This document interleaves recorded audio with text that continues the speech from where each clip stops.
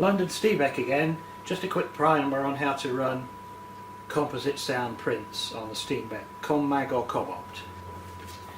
Thread picture in the usual way, then around the idler, across the rollers,